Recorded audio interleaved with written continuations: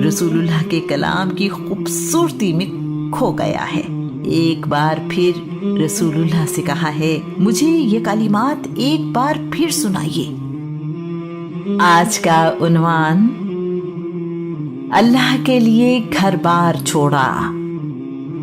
ابتدا سے ہی انسان کو معاشرہ بنانے کی ضرورت رہی ہے۔ بہن بھائی، عزیز، رشتہ دار دنیا میں ہمیشہ سے ہی اہم رہے ہیں۔ زندگی کے معاملات نے ہمیں ایک دوسرے سے جوڑ رکھا ہے۔ رشتہ داری اور آپس کا تعلق زندگی کی ضرورت بھی ہے، دکھ، درد اور تکلیف میں سہارا بھی۔ دنیا میں رہتے ہوئے ہم نے گھر بھی بسائے اور اپنے لیے ضروریات زندگی بھی جمع کی ہیں۔ جو بچہ جہاں پیدا ہوتا ہے اس ماحول کو اپنا لیتا ہے۔ ارد گرد کے لوگ اسے مانوس لگتے ہیں۔ اپنے شہر، آبادی اور گھر سے محبت ہو جاتی ہے۔ اپنے شہر اور گھر پہنچ کر آدمی خود کو محفوظ سمجھتا ہے۔ ایسے میں اگر اپنا گھر بار، دوست، عزیز، رشتہ دار اور شہر چھوڑنا پڑے تو یہ قیامت سے کم نہیں ہے۔ مزید یہ کہ ایسا اگر مجبوری میں ہو تو اسے اور بھی مشکل بنا دیتا ہے۔ گھر چھوڑنے کا دکھ کہیں زیادہ گہرا ہو جاتا ہے۔ یہ اس زمانے کی بات ہے جب سفر مشکل اور غیر محفوظ ہے۔ مسافر کے لیے قبیلہ ساتھ نہ ہونے کی صورت میں غلامی کا خوف ہر وقت موجود رہتا ہے۔ دور جانے والے کے لیے صرف دعا کی جا سکتی ہے۔ ایک شہر سے دوسرے شہر جانے کے لیے دن نہیں، ہفتے اور مہینے لگتے ہیں۔ دوسرے ملک کے متعلق صرف سنی سنائی باتیں ہوا کرتی ہیں۔ یقین سے کچھ نہیں کہا جا سکتا، کیا سچ ہے کیا جھوٹ، یہ وہاں پہنچ کر ہی پتہ چلتا ہے۔ دوسرے ملکوں کی زبانیں بھی ایک مسئلہ ہے۔ آج کی طرح رابطہ رکھنا ممکن نہیں تھا۔ ان حالات میں کوئی اپنا گھر بار، عزیز، رشتہ دار چھوڑ کر کیوں جائے؟ یہ 5 نبوی سال کے درمیانی مہینوں رجب شعبان کی بات ہے۔ مسلمانوں پر زندگی تنگ کر دی گئی ہے۔ یہ دیکھتے ہوئے کہ ایمان لانے والوں پر قریش مکہ کا ظلم دن بدن بڑھتا جا رہا ہے، رسول اللہ صلی اللہ علیہ وآلہ وسلم نے انہیں ہجرت کرنے کی اجازت دے دی ہے۔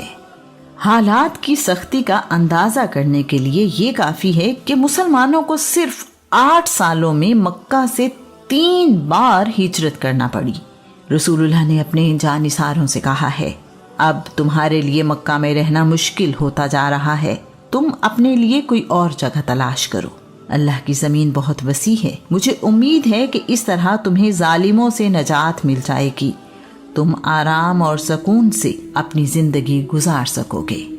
صحابہ نے رسول اللہ سے پوچھا ہے، اللہ کے رسول آپ بتائیں کہ ہم کہاں جائیں؟ رسول اللہ نے کہا ہے، حبشہ چلے جاؤ، وہاں کا بادشاہ انصاف پسند ہے، نہ کسی پر ظلم کرتا ہے، نہ ہی کسی اور کو ظلم کرنے دیتا ہے۔ اس وقت تک گنتی کے چند لوگ ہی ایمان لائے ہیں۔ رسول اللہ سے ان مسلمانوں کی محبت مثالی ہے۔ یہ لوگ جب رسول اللہ کو اپنے درمیان دیکھتے ہیں تو اپنی ساری تکلیفیں بھول جاتے ہیں۔ کل 25-30 مسلمانوں میں سے 16 لوگوں نے حبشہ ہجرت کی ہے۔ رسول اللہ کا حوصلہ دیکھیں کہ اپنے ماننے والوں میں سے آدھی تعداد کو مکہ سے ہجرت کرنے کی اجازت دے دی ہے۔ رسول اللہ کے لیے اپنے لوگوں کی جان کی حفاظت اپنی ذات سے زیادہ اہم ہے۔ آپ پر ایمان لانے والوں نے اپنے گھر، کاروبار، عزیز، رشتہ دار چھوڑنے کے لیے ذرہ برابر نہیں سوچا اور رسول اللہ کا حکم مانتے ہوئے ہجرت کی ہے۔ اور جن مظلوم مسلمانوں نے اللہ کے راستے میں ہجرت کی، ہم انہیں دنیا میں رہنے کے لیے اچھی جگہ دیں گے اور آخرت کا اجر تو بہت ہی بڑا ہے۔ کاش وہ نہ ماننے والے اس بات کو جانتے۔ حبشہ افریقہ کا مشہور ملک ہے۔ عرب اور حبشہ دونوں ملکوں کے درمیان بحر احمر واقع ہے۔ اسلام سے پہلے بھی عرب کے حبشہ سے اچھے تعلقات تھے۔ حبشہ میں بادشاہ کو نجاشی کہا جاتا ہے۔ اس زمانے میں اسہمہ بن ابجر کی حکومت ہے۔ عربی زبان میں نجاشی کا نام عطیہ ہے۔ کچھ تاریخ دان نجاشی کا نام درمہ بیان کرتے ہیں۔ نجاشی ایک رحم دل اور انصاف پسند بادشاہ ہے۔ اس کا مذہب مسیحیت ہے۔ رعایا اس سے بہت خوش ہے۔ رسول اللہ نے حبشہ کی طرف ہجرت کرنے کا حکم اس لیے دیا ہے کہ مسلمان محفوظ ہو جائیں اور اپنی مرضی کے مطابق عبادت کر سکیں۔ مسلمان اپنے کردار اور معاملات سے اسلام کا پیغام حبشہ تک پہنچائیں۔ ہجرت سمندر کے راستے کشتیوں پر کی گئی ہے۔ ایک مسافر کا کرایہ 0.5 دینار ہے۔ 7 دینار 10 درہم کے برابر ہوتے ہیں۔ اس طرح 2 لوگوں کا جدہ سے اکسوم جانے کا کرایہ 1.5 درہم بنتا ہے۔ حبشہ کا شہر اکسوم مکہ سے 1253 کلومیٹر دور جنوب میں واقع ہے۔ خوش قسمتی سے عثمان بن عفان ہجرت کرنے کے لیے شعیبہ کی بندرگاہ پر پہنچے تو تاجروں کی کشتی حبشہ روانہ ہونے کو تیار ہے۔ سب سے پہلے ہجرت کرنے والے عثمان بن عفان اور ان کی بیوی سیدہ رقیہ بنت محمد ہیں۔ ان کے حبشہ ہجرت کر جانے کے بعد رسول اللہ نے کہا، اللہ کے نبی ابراہیم اور ان کی بیوی اور لوط اور ان کی بیوی کے بعد یہ پہلا جوڑا ہے جس نے اللہ کی راہ میں ہجرت کی ہے۔ سیدہ رقیہ کے ساتھ ام ایمن نے بھی حبشہ ہجرت کی ہے۔ ہجرت حبشہ کرنے والوں میں 12 مرد اور 4 عورتیں شامل ہیں۔ ان سب لوگوں نے مختلف دنوں میں ٹولیوں کی صورت میں حبشہ کی طرف ہجرت کی ہے۔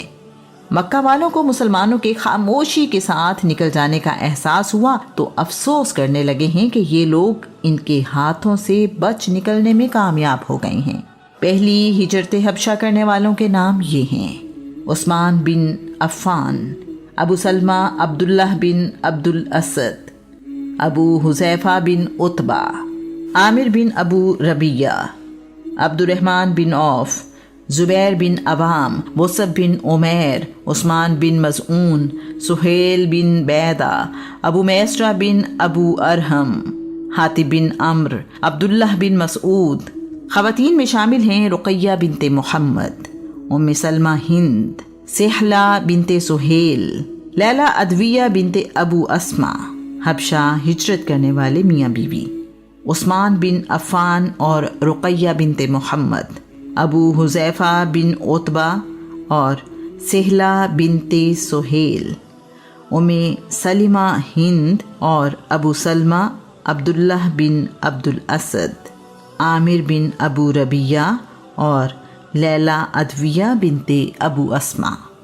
شاہی حبشہ نجاشی نے ہجرت کر کے حبشہ آنے والے مسلمانوں کے ساتھ اچھا برتاؤ کیا، انہیں خوش آمدید کہا اور رہنے کو جگہ دی ہے۔ مسلمان حبشہ میں آرام اور سکون سے رہنے لگے ہیں۔ اب ان کی زندگی میں آسانیاں ہیں، وہ اپنی مرضی سے عبادت کر سکتے ہیں۔ ان سب آسانیوں کی موجودگی میں اگر ان کے لیے کوئی دکھ ہے تو اللہ کے رسول سے دوری کا دکھ۔ ان کا دل اب بھی مکہ میں ہی دھڑکتا ہے، جس دین کی خاطر یہ لوگ اپنا سب کچھ چھوڑ کر حبشہ آئے ہیں۔ اس دین کو پہنچانے والا ان سے دور ہے۔ مسلمانوں کو حبشہ میں رہتے ہوئے چند مہینے ہی گزرے ہیں کہ ماہ شوال 5 نبوی سال میں قریش نے یہ خبر حبشہ پہنچائی کہ مکہ والے بھی ایمان لے آئے ہیں اور مسلمانوں کی مخالفت ختم ہو گئی ہے۔ حبشہ میں رہنے والوں کے لیے یہ خبر زندگی کا پیغام لائی ہے، ان کی جان میں جان آ گئی ہے۔ سب ایک دوسرے کو مبارکباد دے رہے ہیں، سب بہت خوش ہیں کہ اپنے وطن واپس جائیں گے۔ اپنا شہر، اپنے لوگ، ان سب سے بڑھ کر رسول اللہ ان کے درمیان موجود ہوں گے۔ حبشہ ہجرت کرنے والوں کی بڑی تعداد یہ خبر ملنے پر واپس روانہ ہو گئی ہے۔ مکہ پہنچنے پر ان کی خوشی ختم ہو گئی ہے کیونکہ یہ خبر افواہ ثابت ہوئی جو قریش مکہ نے مسلمانوں کو دھوکہ دے کر واپس مکہ لانے کے لیے پھیلائی تھی۔ واپس آنے والے مسلمان کسی نہ کسی سردار سے پناہ لینے کے بعد ہی مکہ میں داخل ہوئے ہیں۔ 38 ہے، اسلام کی تبلیغ محتاط انداز میں جاری ہے۔ رسول اللہ کو اپنے مقصد میں کامیابی حاصل ہو رہی ہے۔